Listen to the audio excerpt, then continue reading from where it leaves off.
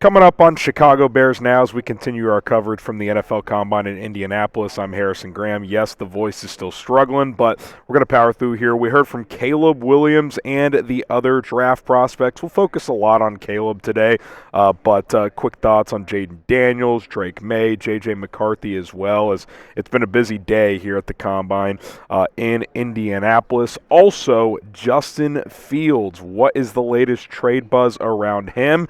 Is his trade value maybe not exactly what we thought it could be? We'll dive into that here in just a second. But first, starting a new sub-battle for this month, Bears Now versus the Commanders Report. Commanders, one of our newer channels, so we should take care of this sub-battle. But the reason we're doing it, number 1 pick versus number 2 pick, let's finish on top, just like in the draft order. If you want daily content around the Chicago Bears, if you're enjoying what we're doing here at the NFL Combine, hit that sub button. We got you covered every single day, multiple videos per day here on the channel. All right, let's talk about Justin Fields. Dianna Russini on the Athletic Football Show basically said Justin Fields' trade market is not as strong as people thought. Here was a direct quote from Dianna. She said, I don't think the market is as robust as a lot of people thought. I just don't think there is a team right now that is going to be aggressively chasing after Justin Fields, knowing that the other free agent quarterbacks on the market right now that have had more success and maybe a better possibility than trading for Justin. This is one report, but it is the latest discussion around this that we've heard from a national insider. If true, it's not great, for being completely honest, because what is not robust? I mean, does that mean it's a third-round pick? Is that what you're getting in a trade for Justin Fields? That obviously would not be ideal for the Bears if they go in the direction of drafting a quarterback, which I do think, hearing the chatter this week in Indy, we'll talk about this more, I do think that is the heavy, heavy lean at this point in time. Here's the way I see it. You look at 8 teams right now. 8 quarterback-needy teams. The Atlanta Falcons, Pittsburgh Steelers, New York Giants, Washington Commanders, New England Patriots, Denver Broncos, Minnesota Vikings, Las Vegas Raiders. We'll keep this graphic on screen for just a second.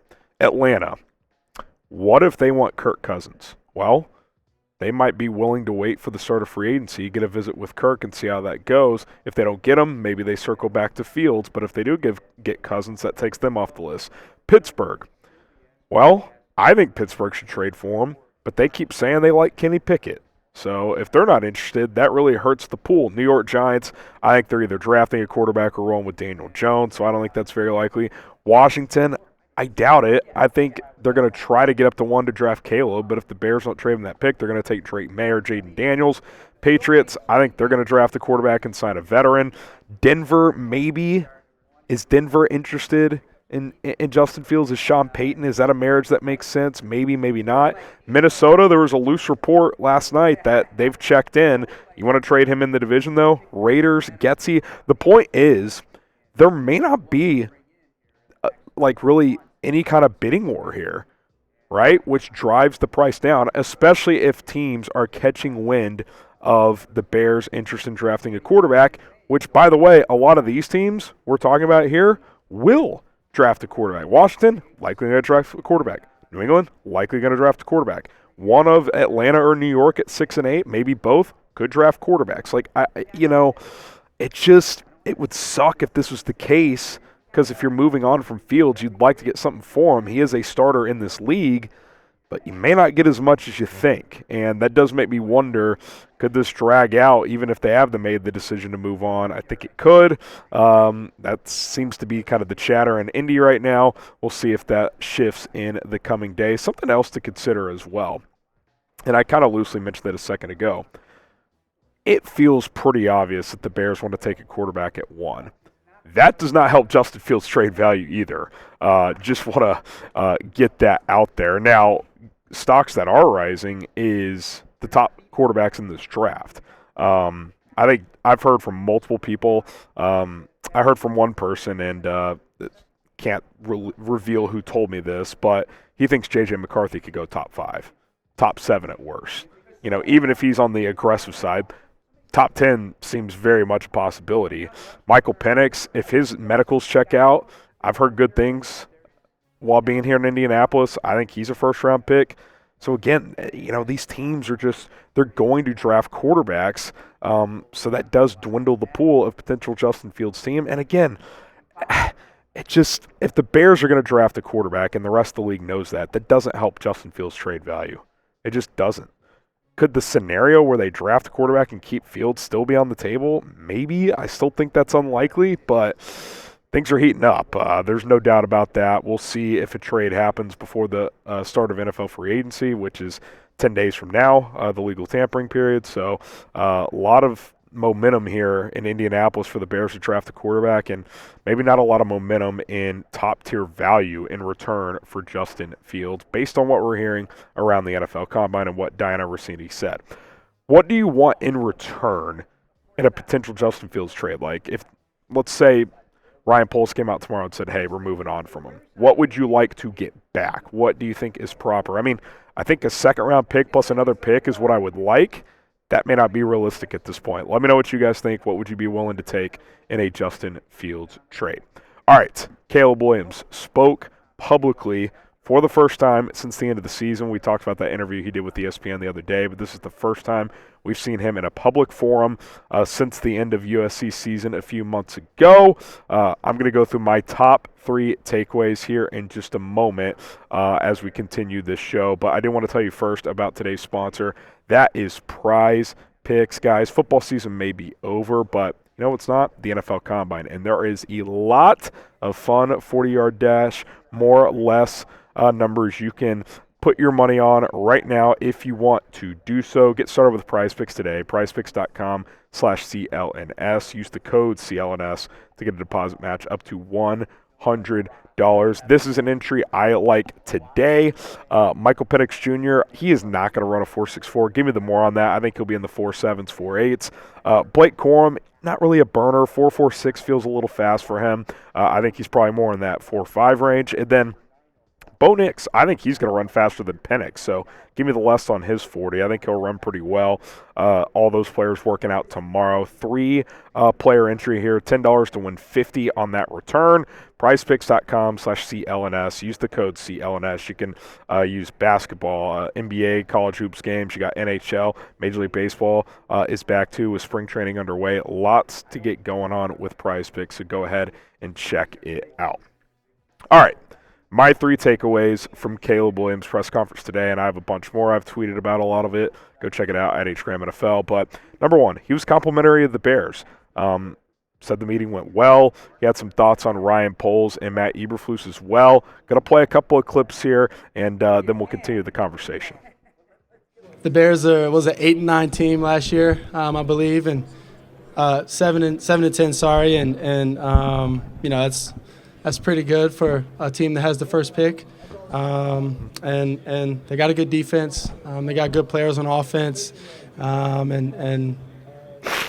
It's pretty exciting, if you could go into a situation like that. They were awesome. I spoke more about ball and things like that just because the interviews are so short. So it was more about them getting to know me, getting to test my mental, what I know, the base things of what it takes to be a quarterback in the NFL. Now, just to be fully transparent, he was asked about Washington, said that meeting went well. Obviously, the idea of going to a place close to home is something that would be appealing to him as well. He further said with Tom Pelissero, who straight up asked him, who do you want to draft you? And he said, whoever's picking at number 1. So if the Bears stay there, that's who he wants to draft them. If a team trades up, that's where he wants to go. He said he has not even had a thought of not being the number 1 pick. Said he has a plan A, sticks with it, doesn't factor in plan Bs in his life. So he's a very confident guy. That's kind of an overarching takeaway as I get into these 3 specific takeaways. All right, number 2. The size concerns are completely overblown. I can't tell you how many comments on our videos, how many DMs I've gotten. What if he's 5'11"? He's listed at 6'1". Colleges boost those heights all the time, especially quarterbacks. And, yeah, that does happen sometimes. You do see that at programs. Bryce Young, definitely an example of that. Kyler Murray in the past. Caleb was asked about it today. He said, I'm 6'1", 6'2", 215 to 220 pounds. And, no, I'm not saying you take his word for that. What I am saying is, you should trust my word on it. And the reason is I am also between 6'1 and 6'2. I would say I'm about 6'1 and a half, 6'1 and 3/4, just under 6'2. I made it a point to walk right next to Caleb Williams after he did his presser. He went to go talk to CBS Sports, NBC. I kind of lurked, and when he left the NBC show he did with Florio and Chris Sims, he walked right by me, literally face-to-face with me, right next to me. We were basically the same height. So this idea that he could be 5'11 is completely far-fetched. It is not true.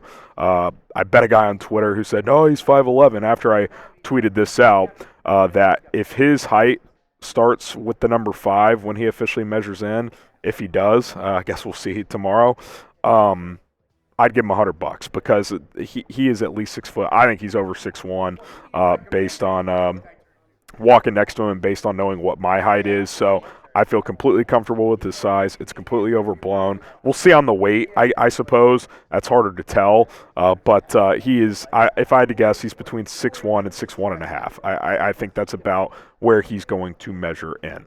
Okay, third key here, or third takeaway. The guy wants to win, man. I mean, I talked about the confidence, but the guy just straight up wants to win. He called himself a fierceful competitor. He also said that he's someone who cares about his teammates, takes care of his teammates, whether it's the star on the team or fourth stringer.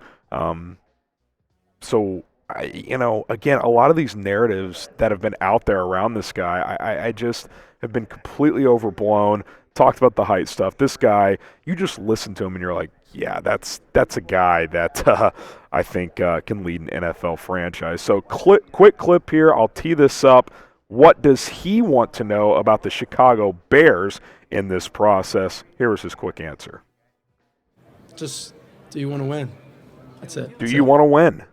I mean, does it get more just straight up than that? Do you want to win? 5 words. And I always tell people this when they're going to interview, or when you're going into an interview. You're being interviewed, you should also interview the interviewee. And Caleb Williams should do that. Hey, do y'all want to win? How serious of a franchise are you? And the Bears are at a crossroads right now. Do they want to win? And I'm not saying you can't win with Justin Fields, but this is such a unique opportunity. You listen to this guy. He is confident as hell. There's a balance between confidence and cockiness, and he definitely, at times, comes off a little bit cocky, but I'm okay with that too. At the quarterback position, there is not an elite quarterback in the history of this sport that didn't have some cockiness to him, because they're alpha males, and that is what Caleb Williams is. You listen to him, he's got that aura of a franchise quarterback. He talked about spending every single day since he's 10 years old to get to this point, and then to get to the next point, which is being the number 1 pick and leading said franchise. So he's ready for this. Are the Bears ready? Do they want to win? That's what Caleb Williams wants to know. We're going to find out over the next couple of months. Do you want Caleb Williams? I ask you now. Type Y for yes, or you can type N for no. Also, if you don't, tell me why you don't. Don't just say no.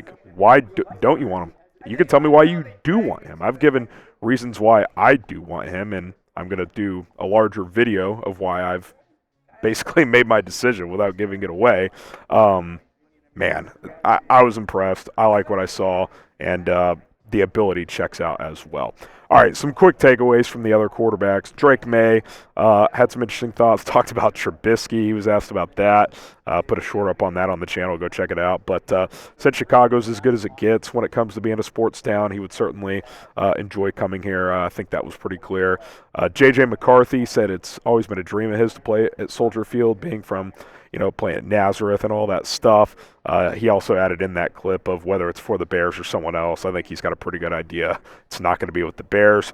Jayden Daniels said it's a surreal moment being here. He felt that surrealness during his meeting with the Bears, as a possible number 1 overall pick candidate. I think that's a long shot at this point in time, but he mentioned that as well. But again, it's been all about Caleb today at the deadline, and that's just not from me.